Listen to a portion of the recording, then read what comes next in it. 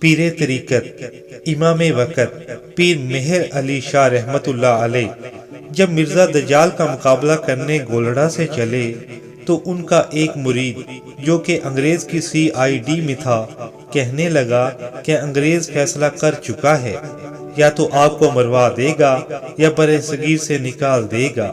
مفلوظات مہریہ میں یہ بات آپ نے خود لکھی کہ آپ نے سر مبارک اٹھایا، آسمان کی طرف دیکھا اور فرمایا انگریزوں نے مجھے کیا نکالنا ہے، اوپر تو اور ہی فیصلہ ہو چکا ہے۔ آپ مزید لکھتے ہیں کہ مجھے قریبی لوگوں نے اخلاص سے مشورہ دیا، پر وہ اخلاص کا معنی نہ جانتے تھے۔ یہ کون سا اخلاص ہوتا ہے کہ رسول اللہ صلی اللہ علیہ وسلم کی ختم نبوت کا مسئلہ ہو اور مہر علی حالات کا رونا روتا رہے۔ آپ جلال میں آئے تو فرمایا ہم سے ایسی بغیرت فقیری نہیں ہوتی کہ منکر ختم نبوت لاہور میں للکارتا رہے اور مہر علی گولڑا میں بیٹھا رہے۔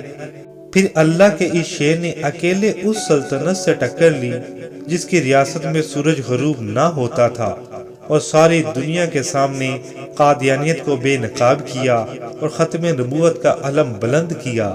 آپ نے ایک کتاب لکھی سیف چشتیائی جو قادیانیوں کے لیے قیامت تک کے لیے چیلنج ہے۔ اس کا کوئی جواب نہیں دے سکتا، پر افسوس اس پر پابندی عائد کر دی گئی۔ آپ فرمایا کرتے تھے کہ اے مسلمان، جب تو کسی منکر ختم نبوت سے ملتا ہے تو گنبد خضرا میں رسول اللہ صلی اللہ علیہ وسلم کا دل غمگین ہوتا ہے۔